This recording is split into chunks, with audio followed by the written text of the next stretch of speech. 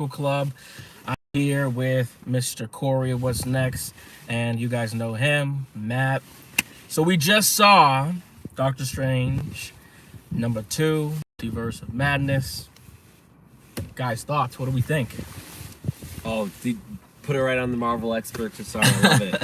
I really enjoyed it. I thought it was a newer aspect to a movie we haven't really seen from the MCU. We get a little horror vibes in this. A lot more borderline gore than we're used to. They're definitely tiptoeing on the wanting to be in a rated R type of movie. So Definitely. I thought that was interesting. That's my first initial reaction. I'll kick it to you guys. I just like the characters. I think we've spoken about it before. Doctor Strange kind of like adds a more interesting element to like what we're used to. Like magic is just. Yeah, like Corey, you were saying that this could have been easily rated R. Yeah, there was some scenes like that kind of got me. Like when she goes through and slays the Illuminati, bro. I was like, what is happening here? But like, I think that's something Feige and these guys have wanted to do for some time, is show that Wanda could just go through and slay. Yeah. So, I mean, we definitely saw that in here. Were you guys expecting Wanda to be the villain when you went into it? I honestly really didn't. I thought she was like, there may have been like a bad form of Wanda, but I never really expected her to be the ultimate villain. But I thought it was a phenomenal choice given the context of what was in the movie, right? Playing off of how WandaVision ended, right? Like, I think a lot of us thought she was kind of over that, those stages of depression and grief that she was in. But really what ended up happening is that final battle with Agatha and her getting that Darkhold ends up corrupting you, like like one of the corrupted Doctor Strange says in this movie, right? Like it's the toll it takes, not on just the reality in the universe itself, but the person that does it, right? And we end up seeing that later with the Doctor Strange, right? Even though all these Darkholds have been apparently eliminated, there's still a piece of the Darkhold out there, similar to how Wanda had a piece of the Mind Stone still within her, right? Oh, yeah. So I think it's they do a really good job of like connecting a lot of things without really actually. But I did like this direction. I thought it was a good way because you kind of have to sunset that character because she's so powerful, and so like she still went through that journey. And honestly, even just like, you got to think, she lost her brother, she's lost Vision, she's lost these kids. That's a big emotion. And it's not like you got to remember with these timelines, it's not like this is happening over 3, 5, 4 years. Like, this is a small amount of time for her. And so I think that that's a lot to kind of go through. So it makes sense that she would have, even without the Darkhold. What was like the #1 thing that shocked you the most in this? It has to be the Illuminati just getting absolutely steamrolled, right? Like, I think I was saying it to my brother who watched it with us. He's a big I want the villain to win type of person, right? And I think a thing that a lot of people enjoyed about Thanos and Infinity War was the unexpected, the villain winning, right? I think you benefit from that part 2 in Endgame and being able to resolve everything. But in this one specifically, like when you look at Wanda and her abilities, right? Like they've really gotten it across within that scene. She literally has the power to destroy anybody she wants, right? And by doing that, they gave her the testament to showing how powerful she really is, but only she could be the one that ends it. And that's why at the end, when she comes to that realization, like she can't just take another Wanda's kids and it's like not gonna work the way she thinks it is. And her ultimate motivation, and when she realizes like, oh, I'm not gonna hurt you, like and she goes to say I'm a mother, but she stops herself because she realized she is a monster right now, right? So her kind of making that repentance at the end helps seal off the Scarlet Witch character itself, right? So that you don't have to have a longer journey similar to Thanos, right? I think you're gonna get something like that with Kang, but not a Scarlet Witch. But you've gotten across who Scarlet Witch really is and how powerful she was. And that was the scene that did it. Yeah, if you're tuning in, we are doing spoilers, so just be careful of that. Overall, we did like this movie. We think some of these reviews people are having about, I don't see that. Dialogue, I mean, maybe there's a scene or two that, and you have to realize that not everyone watches the TV shows and the comics and all these video essays and what we're doing. So you kind of need to give them that moment to understand. And I love going with my girlfriend because she doesn't follow all this stuff. So then after I'm like, did that make sense to you? Did you follow it? And she was like, yeah, it made sense, followed, no issues. So I think they even kind of like struck on those points a lot just to make sure, like, hey, buddy, in case you forgot, bada bing, right. And what's weird to me is like, so some of the criticism people are having about this, it feels that you got to rely on all these other movies, but then these same people liked Spider-Man and some of these things. So I'm like, that doesn't make sense to me. Like to me at this point, you know what Marvel is, you know what these movies are. You wouldn't go and watch Fantastic Beast #2 without seeing #1. Exactly. You wouldn't watch the system that we have like every time we come around to this. It's like you said, like there was a lot more in those in No Way Home that relied on you seeing the other movies 1,000%. to be properly satisfied to pick up those things. Like I think standalone, this does a better job of providing you with the details of some of those things from WandaVision, from Loki, from some of those shows, so that you can understand it if you're just that casual viewer. But I think the advantage Spider-Man has is it's Spider-Man, right? Right. So everybody's gonna watch Spider-Man. I think a lot of us who are into the MCU have always kind of talked about how underrated Doctor Strange really has been, especially his first solo movie. So having him get this opportunity to have this grander scale, I think brings more of those people into that understanding of, hey, like this character is extremely important, right? I think as we move forward and progress, knowing everything that's been in play so far with Kang and things like that, Doctor Strange is going to be an extremely, if not the most important person for the good guys in the MCU, right? I mean, for like the last 6 months, we've been talking about how Doctor Strange is essentially going to take the mantle as the leader of the Avengers in some capacity. Because at this point, he has the most authority out of in regards to the stuff he's had to overcome and ability. Yes. Authority So and he's got the authority, he's got the ability, he's got the knowledge, because similar to Iron Man, who's very intelligent, Strange and like it's a lot of natural intelligence, Strange can read up on things and figure it out, and that's the big part about him that it makes him such an incredible character. Going back to just my original question, like the thing that most shocked you the most, so with the Illuminati, again, spoiler about the head, so be careful if you don't want to hear spoilers. But what you said with the Illuminati, what shocked me too was how she just slayed through them. But it was the surprise that we got with Krasinski. That definitely, I was like, whoa, what? Like, I was not expecting that. We've seen the Photoshops and all these over the years and people saying that.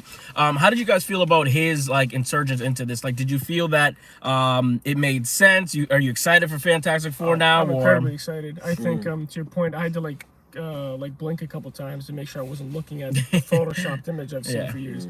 I think his delivery was great. I think he was very compassionate in his approach. Like he understood the situation and tried to like extend an olive branch to Wanda. And I think that's very telling of like the kind of character we're gonna see in our universe, and either 616 or whatever incarnation we get. And we got the 616 reference, which is fire. Shout out to the 617 universe. right. But Marvel lives in the beam. So I thought he was fantastic, and I also like that they didn't kind of. They still left some to mystery. Like we didn't actually see his full abilities. We're gonna save that for because it's a Doctor Strange film. It's not a Illuminati film. And I think that's a great point too. Is that like with some of these other movies, Civil War, whatever, it feels like an Avengers movie and all that. But this felt like a Doctor Strange movie. And I saw some people were upset about that because they're like, oh, I thought they were gonna do more with the multiverse and we were gonna see Black Panther variants and this variant and that. And it's like, we'll get there, guys. Like we have plenty more to, we got Ant-Man, we got just Fantastic Four, but earn the spectacle, Yeah, like just slow it down a little. We'll get there. Like this is a Doctor Strange movie. Also, a cool thing is a lot of people are going to talk about Charles Xavier, and of course we've loved his role as Patrick Stewart for years. But the inclusion of Black Bolt is really exciting for what's to come, because Black Bolt is a very niche character that a lot of like mainstream fans don't know about. So seeing where they go, that's just further adding to the X-Men lore. So that's gonna be fun. To that point, and I want to get to my comment on Krasinski, but Black Bolt, right? I think a lot of people had a hate for the Inhumans that they did, and I think you're gonna start getting more of that. And we don't know how Kamala Khan's powers really come about in Miss Marvel, but she is supposed to be an Inhuman. She got her powers from the Terrigen Mist, right? Yeah. If you play the Avengers game, it tells you. But going back to versus a more in full Fantastic Four team. But I thought it was a great intro to give us that tease that, hey, the Fantastic Four is coming. Here's a little bit of what it's going to look like. And it did, to Matt's point, his take, but also the suit was really good. Yeah, there's no way Captain America could really fight with one. The only issue I had was when Doctor Strange had his cuffs on, he was fighting Mordo. And yeah, they were fighting, but I'm pretty sure we've seen from Doctor Strange 1, when he doesn't have his powers, if he were to punch somebody, it absolutely hurts his... But to Matt's point, I do think... is it actually live? I think so, yeah. This time not moving up. Anyways, but to Matt's point, though, that the martial arts skill that he does have, I think it kind of allows us to be like, okay, maybe he would have known that. But I get what you're saying. One of my nitpicks is I really didn't like the kids. I thought the kids stunk. I mean, like, make me mean, bad guy, whatever. I just think, like, even in WandaVision, I was like, it's just too much. And, like, honestly, Mom, come on, like, get away from our mom. I'm like, it just... like, I get they're kids, but like they're not like babies. You know what I'm saying? And so with the fucking ice cream song, I was like, get the fuck out of here. These kids are corny as shit. Hypothetically speaking, though, they did age very quickly in WandaVision, so they are roughly about like a couple weeks old.